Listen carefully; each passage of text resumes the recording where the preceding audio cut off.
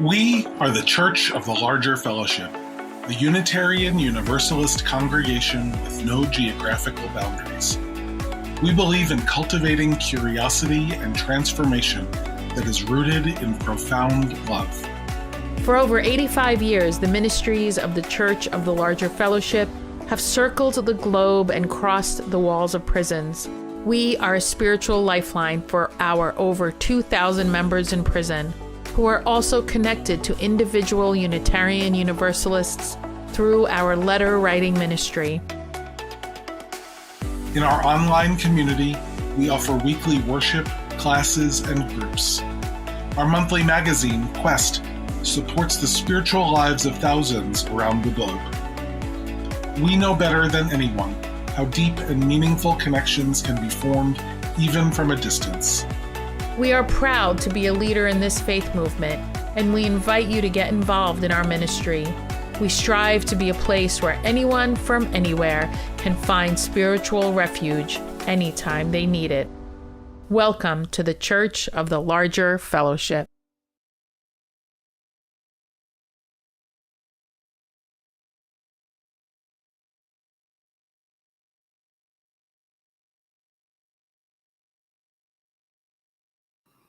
Hello, all. I am Aisha Hauser. My pronouns are she and her. I join you from the land of the Coast Salish people, also known as Seattle, Washington. It is bright and sunny, as you could see here in Seattle. I'm trying to not have such sun in my face. I don't know what to do with it. And I have the honor of being one half of the co-lead ministry team of the CLF, along with Reverend Dr. Michael Tino, who is off today, or at least not with us at the View. He's not off, but they are not off. Donté, how are you? Where are you? I am pretty darn good. Over here in the land of the Council of the Three Fires, made up of the Ottawa, the Ojibwe, and the Potawatomi people, also known as Chicago, Illinois, a city founded by a Black man by the name of Jean-Baptiste Dusable. Fall is very much in effect over here. Like the highs are in the 50s.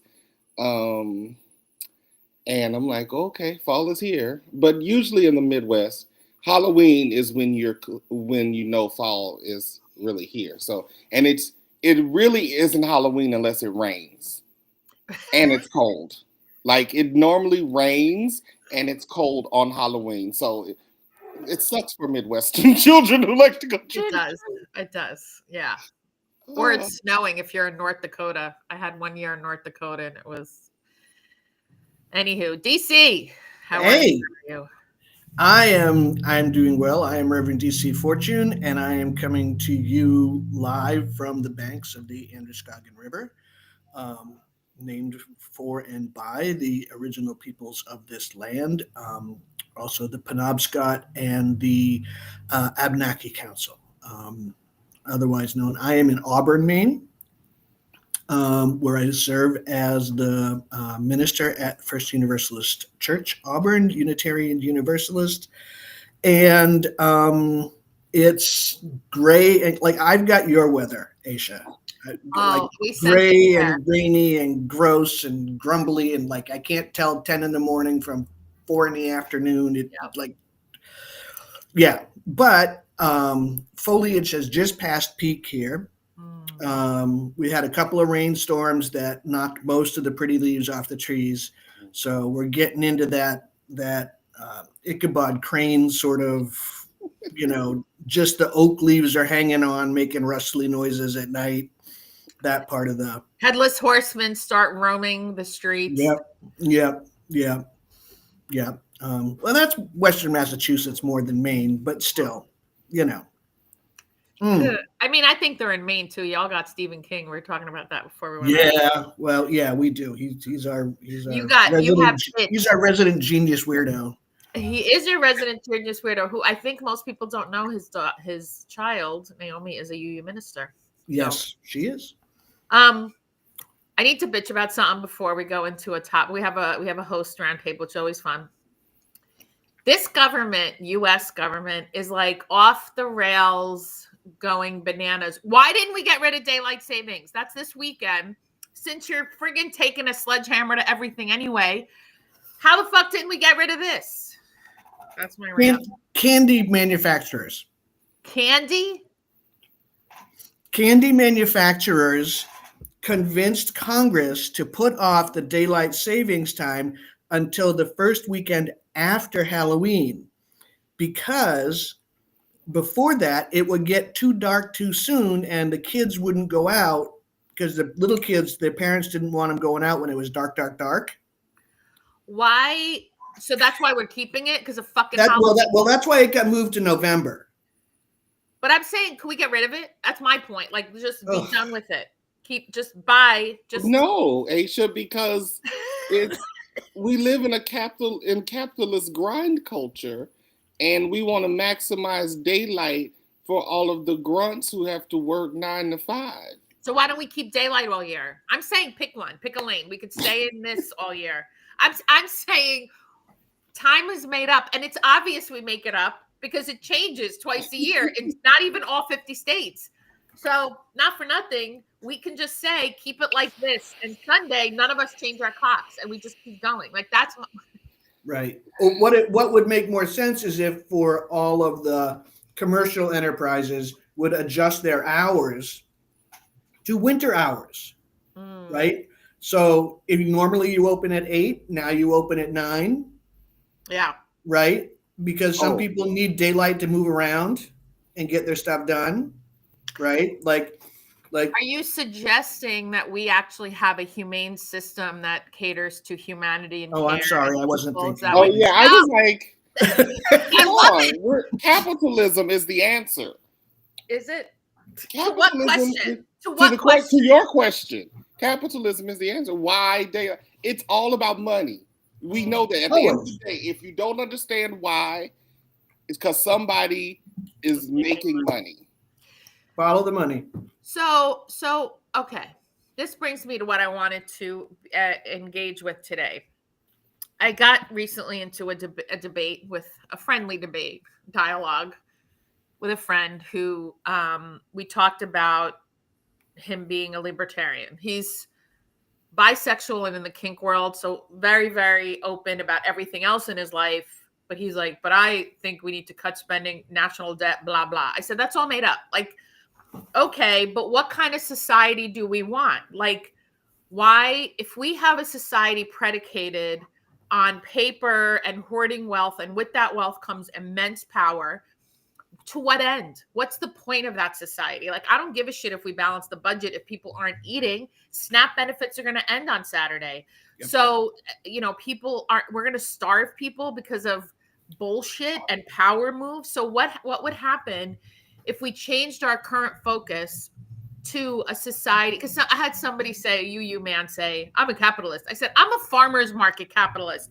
Bring your wares to the market and barter exchange. I don't want this conglomerates of hoarding wealth and power. So that's my seed to plant. I would love to hear your thoughts. I love that. Farmer's market capitalist. Yeah. If what you've got can't be bought by the people in your community, then why are you doing it? You know, my thing about the SNAP benefits, it's funny when if anyone who's known me for more than 20 minutes, it doesn't take you long to figure out I live at the corner of the hermeneutic of suspicion and the discourse of suspicion. That's where I live. Mm-hmm. My house is on that corner. So I don't trust much of anything from anybody. Right. But when I left seminary the first time, I found myself exploring eschatology and concepts of hope, because I kept saying, why are Black people so undestroyed? Because all the evidence, like if we shouldn't be here, and B, if we are here, we should be like way more fucked up than we are. And how is it that despite all the signs, we keep 12:10 Donté looking for hope? Like what is? I'm fascinated by this concept. So the fact that I was having a conversation with a former coworker of mine last night, and she was expressing how overwhelmed she is by all that's going on. And she's a labor organizer, right? So that work is always hard. And in this time, it's really hard. And she was like, I just find myself weeping and crying, and I'm praying for the country and all these kind of things. And one of the things that I just said to her is, I know I'm telling a long story, but I was like, just remember, really powerful and amazing things grow in the dark. Really powerful and amazing things grow out of sight. And I said, I think that's what Black people are doing. I call it the Black sabbatical. It's like Black people are just being so apathetic. No, we're not. No. We're minding our business, drinking our water, and we're prophesying over ourselves. We're looking out for, because here's the thing. What's happening is awful, but it's not as awful. It's not the most awful thing that's ever happened to us. So in our communities, we have infrastructure to deal with. You know who don't have infrastructure to deal with this shit? White people. White people. And particularly poor white people. Yeah. They don't. Wow. And so, unfortunately, we live in a world where white tears count. One white tear is way more precious than millions of Black tears. That's right. That is. So, I suspect that the Republicans may never win a national election again because you're about to fuck up everybody's Thanksgiving. And Thanksgiving is They're civil not having religion. another election. Yes, They're ma'am. not planning to have another election. They're not planning on it. We need to quell that about the not having another election. Yeah, Elections are hyper local. And there's no world, even Republicans like having control of their little small town fiefdoms. They're not giving them up to big government. I promise. That is not, they want us afraid and thinking there's going to be no election. How the fuck are they going to pull that up? I've lived in small town, like, you know, where you are in Maine, in New Hampshire, in New Jersey, in North Dakota, and now in Washington State. We're talking about thousands of people who would have to sign, and not, I mean, maybe a couple hundred or more. Like, I'm just thinking of all of the really cranky older women town clerks in Maine.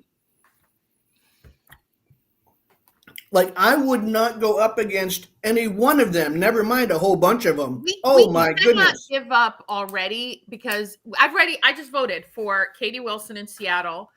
We have 100% mail-in voting, which the Republicans don't want this because it's so fucking easy. Right. But I'm saying, like, we cannot, let's not give them anything, because they want us afraid and thinking, oh my God, there's going to be an election. How are you going to pull that off? You know what I mean? Like, you know that, you were a reporter. Like, this is that's not reality. Steve Bannon wants us to think that because he wants us afraid. And it's like, fuck you, dude. He's just trolling us. But here's the thing. You can't be an autocrat when your own base turns on you. And again, Thanksgiving is the epitome of American civil religion. Oh, that's a good way to put it. American civil religion. Yes. Like, if of our cultural festivals, it is because that's where all of the mythology of America emerges from. It's the ultimate colonizer holiday. It's colonizer Christmas. You know, yes, 4th of July is big, but Thanksgiving in America is a thing. Yeah. And so now millions of people are going to struggle. A holiday that's about family and food, right? More food is purchased and eaten for that day than any other day in the country. Right. And the second one is the Super Bowl. Yeah. So you're going to mess up people's ability. So if they don't have SNAP, they're going to have to use their few available funds to make Thanksgiving happen. When they use their few available cash to make Thanksgiving happen, who's participating in Black Friday? And you're going to buy less. So you're about to fuck up the grocery industry, the catering industry, and all of the companies who benefit from Black Friday. this ain't, you're alienating your base. And all the companies that benefit from SNAP. Somebody broke it Yeah. down on social media that Walmart is like, gets, I don't know, 97%, maybe that's too high, but some absurd percentage of SNAP recipients shop at Walmart. Mhm. So Right. this is going to have a trickle effect that does not make fucking sense. Okay. Yeah, for the other capitalists. But for other capital, like, okay, you don't give a fuck about humans, clearly. But I thought you all loved like this capitalist structure. So even Henry Ford, who was a heinous human being, said, I have to pay my workers enough to buy the cars that they're making. So like, there's not even that anymore. There's not even like, now we're just in this, we've gone off the cliff of just this deep cruelty that like truly, if anything upsets me, it's that deep cruelty. It's the idea that there's a society right now, this has been true since the Puritans and colonization, of wanting control over others, to own others, to annihilate others, rather than lean into community care and liberation. Yeah. So, but that's why I am not afraid about what's happening out of DC. Number one, I've been alive long enough and I've studied enough history to know the pendulum always swings. Mm-hmm. The pendulum always swings the other way. And they don't know what to do, because I know Black people have changed the game. We was like, oh, you're waiting on us to show up, to put our bodies on the front line so you can fuck us up. No, we're good on that. You got it. You got it. Exactly. You got it. Look at these wonderful protests where no one's been beaten and arrested. Look at that. Look, no tear gas. Look at that. Mm-hmm. So I'm not afraid, and I don't think I'm being delusional, because I know that my community has an infrastructure that exists. I tell people the Underground Railroad never went away. Say that it part. Is still a structure in our community, in many, many, many different ways.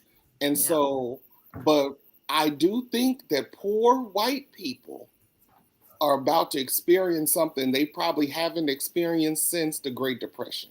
And the country will care more about that they're experiencing it. Yeah, I mean, so here's the question from one of our folks. Hi, Mel. Yes, but is that pendulum going to swing in our lifetime? I think so. I don't think it's done swinging to the right. It may not be. May not be, but there's not much further they can go right. But here's the thing I will say. Chicago, I mean, I'd love to hear, Donté, what you are witnessing. They are, the ICE and ICE and Department of Homeland Security has been wilding in Chicago. Like, what the fuck? I've been following Chicago organizers on social media, and it's they are really going hard in Chicago. And what the fuck? And mostly because they want to break the spirit. And the mayor and the governor of Illinois and the mayor of Chicago is like, number one, none of my people is collaborating in none of this bullshit. Yeah. Now, and since y'all want to fuck with people's money, I'm gonna pay them to stand around and observe and watch it. But we're not doing this. Yeah. And again, and that's what they're going to the places. Again, are we surprised that he came to Chicago? They was talking about that shit in Baltimore, but they backed up off of that. Not so smart, not so wise. So I like, again, these are fear tactics. But again, as horrible as the Third Reich, that shit couldn't last. It couldn't. And last. The Third Reich had more support than these yahoos. Like they had a lot more people who were buying into it. There's a lot more. People in the United States don't like to be told what to do. I do not care how you voted. Yeah, we don't like true. to. We are not. We ended slavery because industrialization made more money than enslavement. We didn't end enslavement That's right. because it was inhumane. We ended it because capitalism taught it was easy. You made more money It was paying transformed. low-wage workers. It didn't end. We have the 20. I mean, it Right. was Well, yeah, that's transformed. true. The Right. 13th Amendment, Yeah. right? Right. It didn't end for anyone incarcerated. Right.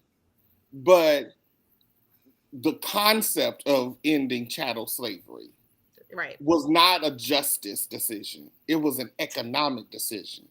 No civil rights decision ever has been. No. That's right. No, That's no, right. no. So I just feel I take my courage from Black folk Oh, same. because we have a uncanny belief in the empire doesn't have the last word, and I'm just really trying to hold on to that. Amen. My friend D, hi D, says my friend Aisha says we are an ordinary people. We are an ordinary people. And I think it's the thing. Yes, Dante, I'm so proud. That's a ridiculous word, but I am relieved that the Black community has stayed strong and saying, you all got this, folks. Yes, go do those marches, because that's who needs to be out there. Like folks who aren't going to are less likely to get tear gassed or shot, and it's not that it's zero. I mean, this is going to keep going. Who knows where it's going to go? But immediately, I mean, we saw the protests after George Floyd, and they were coming out in riot gear first.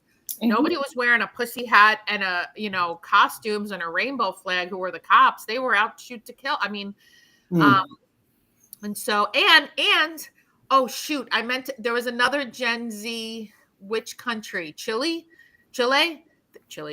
I know better than that. Chile. There's Gen Z in other countries have been amazing. They said, we're done here. So I think it's Chile that Gen Z's been fighting. Interesting parallel here. The Vietnam War. There were always protests against the Vietnam War. What changed was the draft. Because suddenly the kids of affluent white people were getting dragged off. And so suddenly there were affluent white people calling up their Congress critters and saying, I raised money for you. What the fuck? Yeah. Right? It's not because the protests in the street necessarily got bigger, badder, nastier, more effective, or whatever. It's because the white people, because the armed forces, volunteer armed forces, will always prey upon the disadvantaged. Mm-hmm. It's economic coercion, flat and simple. But when white kids who don't have enough money to get bone spurs, right, get drafted, their suburban parents get pissy as hell. Mm-hmm. Oh, that's why I said the draft is not. For every few years, somebody's like, "Oh, they're bringing back the draft." I said, "No, they are not. That's not going to happen." But I think what's been interesting at living through this time is how many more based in reality conversations I've had than any other time in my life with white people. Like that. Oh yeah, there's much more of a shared reality, and being in the, what is it, the belly of the beast. Like we are in the heart of empire. Like that's in the United States. My friend D introduced me to a book, How to Hide an Empire. I did not read it, but it looks great. I suggest other people read it. But and so our work, our being faith leaders, being those of us who care about transforming society to be one that cares about people, get to know your neighbors. Know them by name. You do not need to be friends with them. If you're not an extrovert like me, you don't have to have 8 people at your house for dinner who live next door to you. But you can say, hello, my name is Aisha. What is your name? Let's, have each other's numbers in case something happens, so that you have a network. and people, here I went to a community lunch. Joe Malua has a community lunch every month for folks in the area. And some people were like, it's hard to make friends. I said, in Seattle. I said, okay, yes, and I get that I'm an extrovert, and I get that my orientation being Egyptian and being from Jersey, like I want to know people and make friends with them. But even if it's hard for you, like one of the things I said is be the friend you want to see in the world, be the connection you want to see in this world. If you're coming to a community event because you want to connect with people, get out of your comfort zone, say hello. Like, I mean, it's, and I think that is crucial because the more hyper local we can be and know each other, the more we will chip away and throw sand in the gears of fascism and authoritarianism, right? Because this country's always been fascist to Black and brown people. Always. Somebody said, Trump is not the worst president we've had. He's the worst president that white people have had. Yes. Oh, Yes. Yes. Whoa. Yes. Absolutely. Absolutely. Abso-freaking-lutely. I heard that. I was like, oh, damn. That is. Oh. Mm-hmm. Yeah. He ain't done nothing new to us. Andrew Jackson, anyone? Every president, slaveholder, anyone? Come on. What? Yeah, he's not the worst president to us. He's the worst president white people have ever had. Yes. Holy. Yes. Yeah. So, I totally agree with this. And yeah, we have to. But I also think this is a time for religious leaders and religious institutions to step the fuck up. Yes. Because what you do in this moment is your theology. Say more, Donté. Say more, because I'm with you. What are you going to do? How are you going to be tithing into the community where you've been sucking up resources for God knows how long? How are you caring for the sick, for the poor? What are the infrastructures that you're going to build or invigorate or amplify in this time? You exist in communities. Are you going to care for the community that you exist in this time? You know, there's some of you may know who Jamal Bryant is, and I'm not the biggest Jamal Bryant fan. He used to pastor a church in Baltimore, and now he pastors Eddie Long's old church in Atlanta. But he's been, anyway, he's doing a great rebranding of himself. But, I saw an article this morning where he said to his church, instead of tithing, I'm asking people to bring pantry staples so that we can build a pantry to feed people who, and again, is that the answer for everything? Absolutely not. But I appreciate people experimenting with their ecclesiology, with their theology, to say, how can we adapt to the time? And that's a trust to me for any ethical society or religious institution in this moment. How are you pivoting? What bullshit are you going to let go of to meet the moment we're in? 100%. And I will even go further. Okay, I want to just suggest to people, instead of spending $5 or $10 on staples and give it to a food bank, give the $5 or $10 to the food bank, or as much as you can give. They buy in bulk, and that $10, $5, $100 will go way further if you give it in cash. And also, let's normalize giving each other cash. Don't buy gift cards. If you're going to participate in the holiday season, give people cash. Do not give gift cards to anything. Don't give DoorDash, because you're just give people money directly. If that, that I think let's normalize asking for help, mutual aid, but give food banks money. If you were going to spend $5 or $10, $25 on canned goods, give that exact money to the food bank. Find out where your local food bank is. Because they will stretch that money a lot farther than I will at the, Dollar Tree or whatever. So please give each other cash if you have it. And if that's part of how you show up in the world and you have the resources, let's normalize giving each other cash. Just Venmo makes it easy. And again, what are particularly Protestant Christians who practice tithing.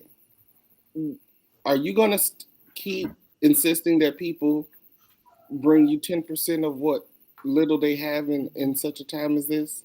And Or I will get, the church give 10%? Will the church give? well, because my thing is, I'm okay with tithing if the church itself is tithing to the community that it lives in. Yes. You're Mhm. asking your members to tithe, and the Yep. church itself is giving 10% to the community that it lives in. I say this is balance. Yeah. But if the church itself is not tithing into the community, then no, I don't get it. And I think also I want to bring up also something we talked about before we started. There is no going back. We need No. folks who are still holding on to some fantasy. There is none. Not even like I was watching the Ezra Klein and what's Ta-Nehisi podcast. Ezra Klein is stuck in 2016. I'm like, oh, he's so mad that Hillary lost. Like he's stuck. He has not moved on to, let alone 2020. He's back in 2016 and just Yep. wants to go back to the he's in this nostalgia, and he's not an old man, but I think that's the thing faith leaders can do, for especially for congregations that are mostly white people, is go through the process of grieving the world that was set up for them. Like now it needs to be set up for everyone. If we are now at this point, our destinies are 1,000%. They've always been tied together. Every single Black writer and organizer and leader has said that. Now this is like, we're going to either right this ship together or hello iceberg. I mean, I don't know what to say. And you know what's interesting? Ashley Horan published an article in UU World where she's talking about these particularly congregations, like these strategies and tactics post World War II stuff. It don't work anymore, and we're going to have to rethink how we do church, like what it is. How are we meeting the moment now? And the other thing that annoys me that we've been doing this since I became Unitarian over 20 years ago. This whole sky is falling thing. People don't want religion. People want to connect. What people don't want is to be gaslit into and don't want to be lied to, don't want an authenticity, don't want to be controlled. And it's not that they don't want connection. And so how do we inspire, affirm, have faith communities that build connection to each other? Whether or not you believe in a deity is so deeply personal, and it doesn't matter. That can't, but when, so I think there's a lot of gaslighting and control especially, I grew up in a high control religion. It's hard and awful and scary. But so I think we need faith communities. I just think they can't continue to be country clubs or just places where you only connect with your friends, where what does it mean to center community care? Yeah. Once, several years ago, the last time I lived in Chicago, I had a conversation with a person who went to the same church as I did. And his mother got really ill, and he basically had to nurse his mother until she transitioned. And one day we were talking about church, and he said, "Oh, I don't even think I believe in God anymore." He said, but he was on the security team, like he patrolled the parking area, helped people, he says, "I don't, and especially since my mama gone, I don't even know if I believe in God anymore, but I believe in the work that the church does." And so, yes, every Sunday I show up and I participate in the parking and safety I'm going to ministry. write that down. I don't believe in God. I believe in the work. Yes. And I was just like, and I say that to say, that's how much connection means. And I experience in this is why a lot of Black queer people are still in churches that are quite homophobic, because we cannot afford to just disconnect ourselves from all Black institutions that don't say all the right things. It's too unsafe. Yeah. So we just have to know what institution we're in and what the rules and limits are, because it is too unsafe to just say, fuck it, I just won't fool with Black institutions. We can't do that. Belonging before believing. I heard a Black preacher say that. Belonging before believing. Yeah. There are two congregations, one in Rwanda and one in I think Kenya, because I met the ministers who began them, Black queer ministers. They're the only openly queer congregations in each of those countries. And, you know, the minister from Rwanda was saying they get over 100 people a week, and all different, and like it's kind of it's Christian based, but they get people who are from all different faiths who gather every week. And so, yeah, I think I'm going to share this comment from Mel. Yes, I think volunteerism is the secret to happiness. And you know, my goal for as long as I'm on this planet is to try to, you know, to work with others to transform this society to one that centers care instead of money, whatever we need to do. And I think it may happen by default. Like it feels like, I don't know, the people right now in charge are like in the United States, which is the empire right now. It's the largest power economically, militarily on the planet, are like hurtling into the sun. It's like, the fuck? So it's going too fast. We're freaking out the rest of the world, who now are like, oh, we're going to do what we need to because y'all are off the rails. You know, everything went sideways. So we are in unpredictable times. I do think, Mel, though, that there's a difference between volunteerism and survival. And some folks, capitalism doesn't create space. Volunteerism is a luxury that a lot of people don't have. In a capitalist society. So what often looks like volunteerism in a lot of communities, that's survival behavior. It is mutual aid. It is taking care of my own. It's not volunteerism in, oh, we're going to go to the shelter, and that's not what it looks like for a lot of us. It is survival. You know, I'm the oldest sibling in my family, and I'm the only one without children. And what all the gay, queer, Black folks know, we're the ones who often sustain our families. Because usually we're the ones without children or often partners, so we're the go-to people. We're the bank. We're the family bank. We're the, you need a loan. Oh, you need this. Oh, the kids need that. That is just, it is so normalized. That's not volunteerism. It is just, it's a role. I've known it.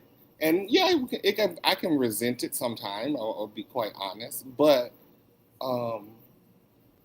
we were just raised to, inside of an infrastructure of mutual care. Yes. That it's hard to shake. You know, even if I'm angry with someone, like it's just kind of hard to shake. So, but yeah, I do think that, I do hope this is a new kind of awakening. Sedmak, the theologian, says, theology is an invitation to wake up. Ooh, I love that. Theology is an invitation to wake up. Yes. And I think that a lot of people are being invited in this moment to wake up. I feel that that's happening. I really do. You know, so I think I'm just feeling it in the air. I think I still also kind of witness folks, some very small, thankfully, at least less and less, people trying to hold on with their fingernails to the whatever, some other, like Ezra Klein's probably the best example. Like, no, what's my role? Like I don't know why I'm ragging on Ezra Klein today, but I don't know. He really burns your biscuits. Because he was so disrespectful to Ta-Nehisi Coates. I think that's what got me. Like, Ta-Nehisi Coates is bringing in this deep, thoughtful, informed, like just a presence and knowledge. And Ezra Klein's like wistful for the old days. And why can't the world just be the way? It's just, there is something about that that's like, talk about a privilege and a luxury. Like, I was just going to say, what a privileged perspective. Why can't the world just be fair? Baby, it ain't been fair for most of us for most of history. What are you talking fair to about? him? That's, I think, what gets my go. He doesn't even give a shit about the world being fair, because he was fine in 2016 when it wasn't. He thought Hillary in the white pantsuit was going to win. Mm-hmm. But like, he just wants, like, it's so, I don't even know what it is, but like, it just felt that he's like, we're friends. Are you? Because no, none of my friends would be that disrespectful to me and just blow off anything that I'm saying. Like, he's just he's an archetype. Ezra Klein's an archetype for this idea of liberals who want a fantasy that never existed. Never. No. Never. And there's a grieving to be had for the people who still want it. And that's where faith communities, to go back to what faith communities can do, is navigate the grief and turn it into action. Don't stay there. Don't stay in grief. Don't stay in self-pity. Don't stay in the hand wringing and the pearl clutching and whatever, grieve the world you thought existed, which never did. Again, this country's always been fascist for Black and brown people. I will always say that. Grieve it, and then say, what better world can we build? Can we transform? Can we lean into? Because it is the lack of imagination of, no, this is what we know. No, we have to have money. No, there's no such thing as utopia. Why is the default this fucking chaos and horror? Well, I want to offer a little tweak, Aisha, and say, because for me, it's not grieve it and move on. It is learn to walk with that shit. Learn to move with those wounds like the rest of us. Because grief doesn't end. Grief does not end. You have to learn to function with it. And so stop being so fucking fragile that you either have to be overwhelmed or active. That's not life. Yes. You gotta, and it's not a suck it up. It is, grief is. It's a part of us. It is right. To be fully human. And it's a delusion and a luxury to think that you can do it and it's over. Or, you can move forward because, now I'm done. I've let it out. That's true. I agree. You gotta drag that shit with you. To be a woke, empathetic human is to grieve all the time. Yes. To be awake, empathetic, caring about humanity is to grieve all the time. Yes. Because some expectation is being dashed daily. That is all the truth, my friend. Some expectation and not being attached to outcome.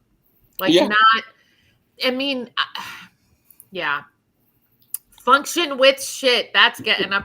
Mel, you said it. That's a sermon title. In my constructive theology, I have a concept called ish. Ish happens. Ish is just does happen. Stuff just happens because ish happens to all of us. It might be something we initiated. It may be something because of the machine and the systems and the structures, or some combination thereof. But ish will happen. And any ethical or faith system that tells you are exempt from the ish don't care about you. That part. Don't care about you. Well, they're using you for something. Then you're a cog in the wheel, right? Mm-hmm. Oh, we only grieve what we love. That is the truth. Let us love expansively, even when that comes with grief, because that's what the world needs. I don't know that we only grieve what we love, because I know people and I know situations where people have grieved really horrible, horrible stuff. Well, you And grieve. what they're grieving is I knew how to operate with that system, right? I'm thinking about people in recovery, right? Or their families, right? Like if one person gets sober, the rest of the family will sort of recoil and convulse because they no longer know how to deal with this person, Mhm. right? They knew how to deal with them when they were drunk, Mhm. right? And people who are in abusive relationships um, will often return to an abusive relationship because at least it's familiar. I know what to do with somebody who responds this way. I don't know what to do with somebody who is emotionally mature and kind and loving and gentle. Like I just don't even know what to do with that person. Yeah. You Yeah. know? So Yeah. we grieve all kinds of we grieve change. Yeah. We grieve losses of expectation, losses of hope, or losses of predictability or Yeah. stability. Like it's the Mm-hmm. loss component, I think, that initiates the grief. Like, because Okay. when something that I'm used to is gone, or something that I was hoping for or expecting is gone, Mm. now I have to be different. Right. And grief teaches you there is no going back. Yeah, I Yeah. mean, there is no going back. Yes. I Thank you, think Mal.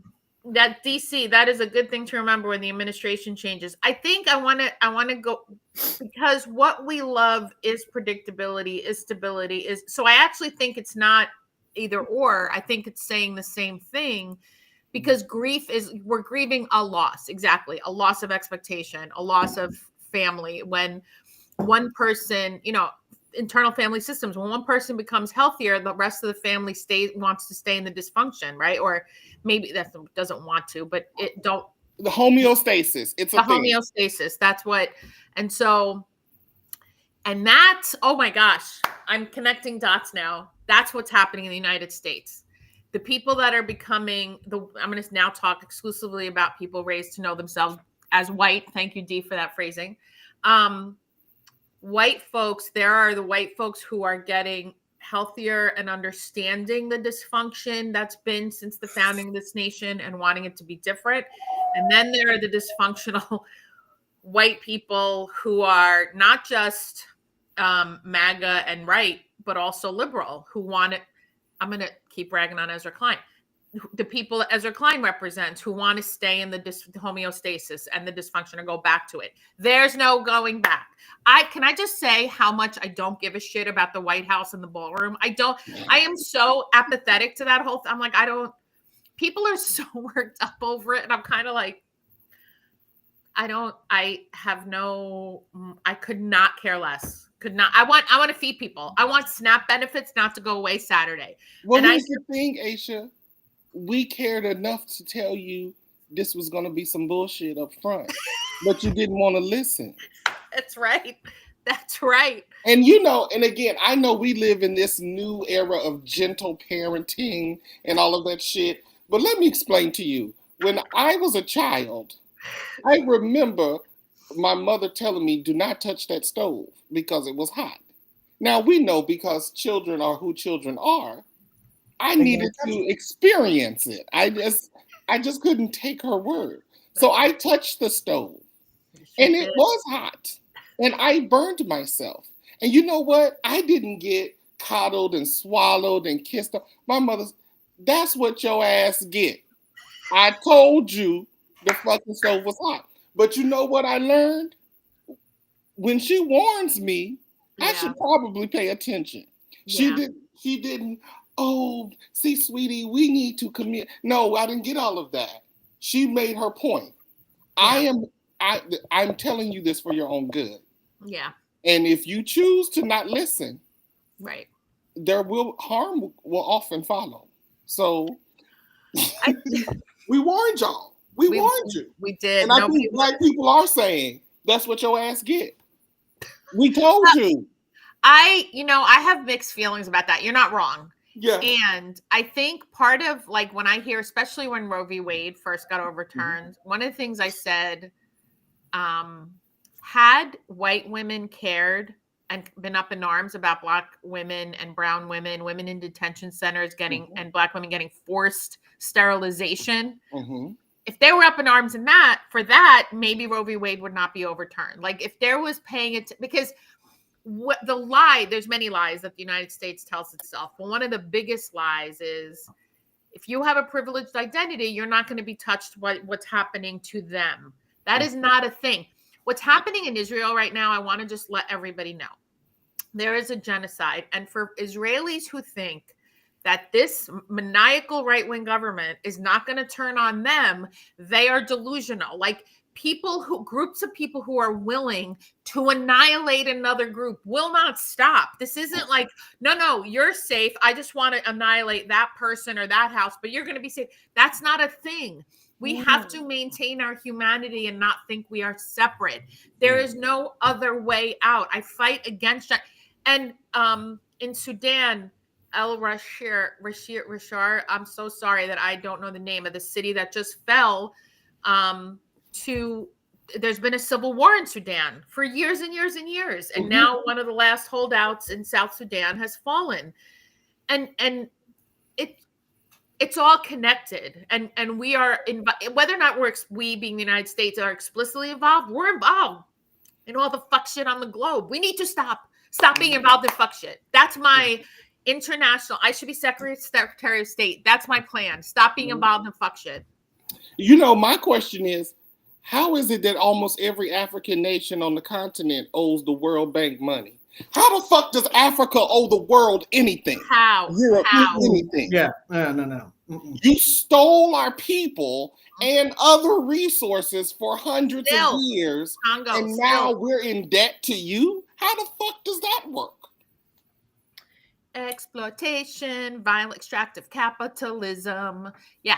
I'm gonna steal your shit, then I'm gonna sell it back to you at a 400% markup.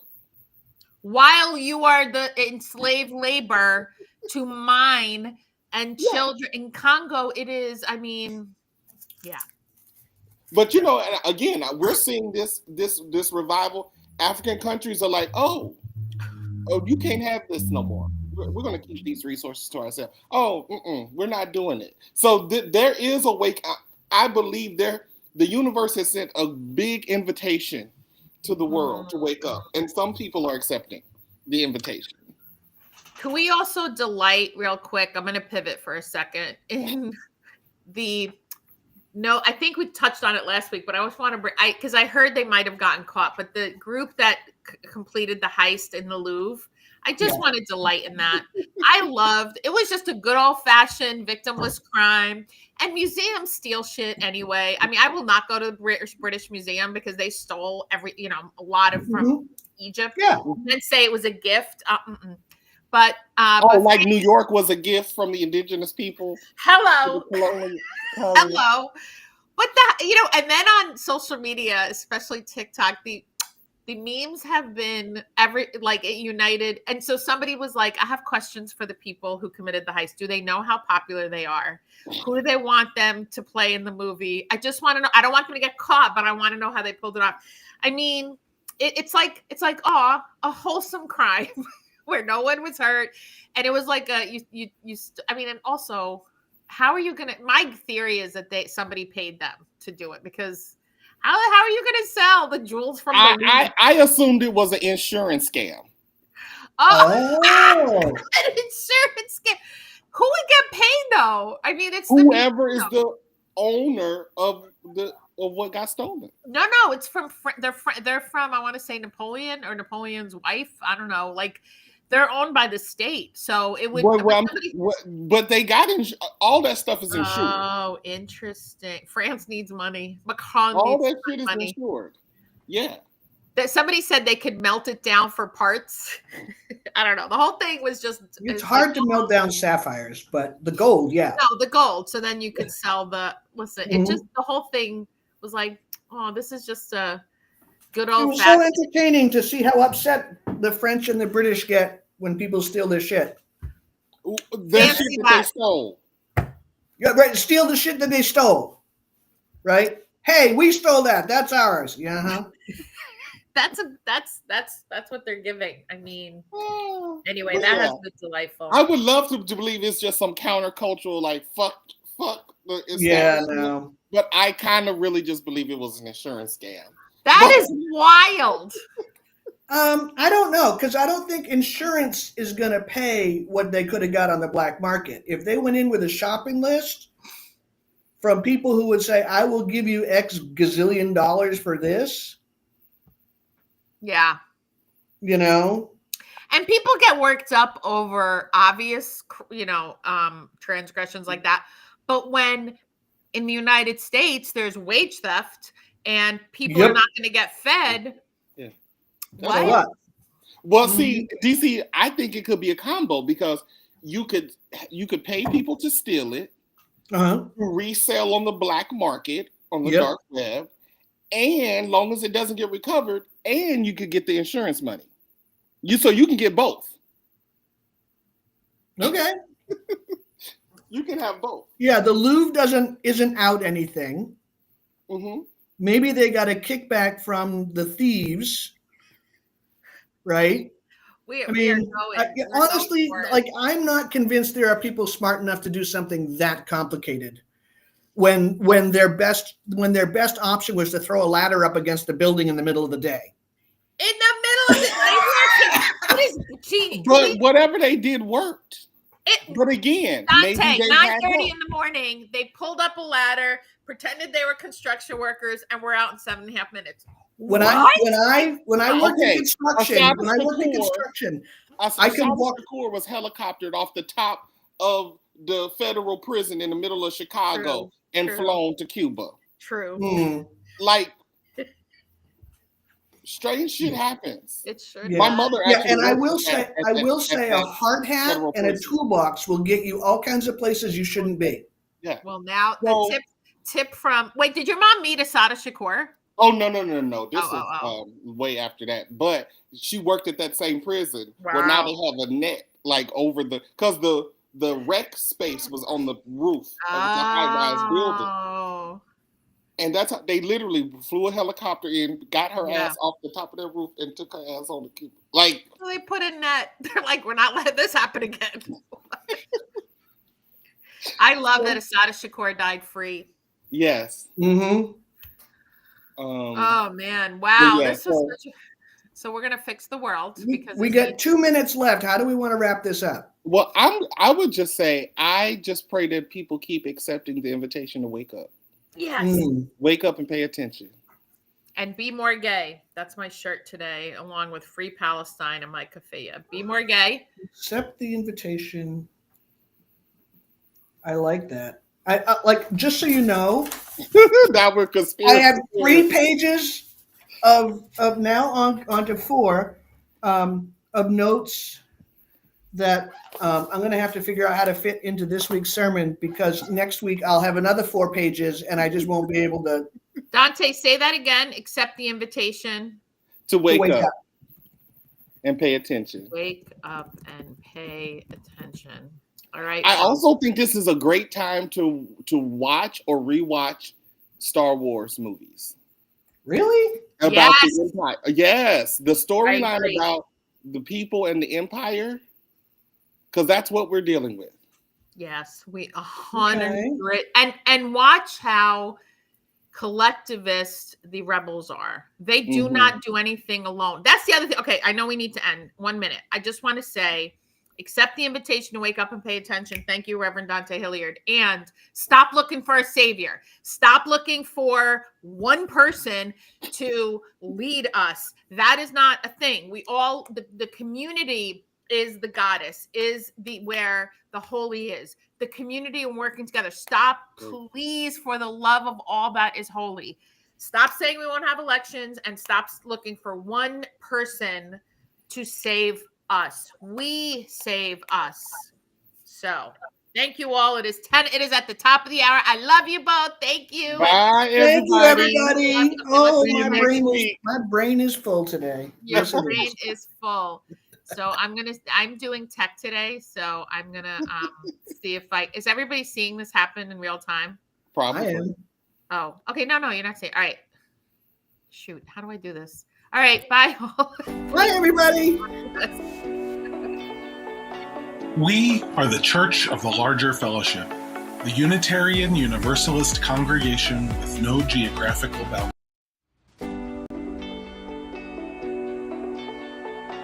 We are the Church of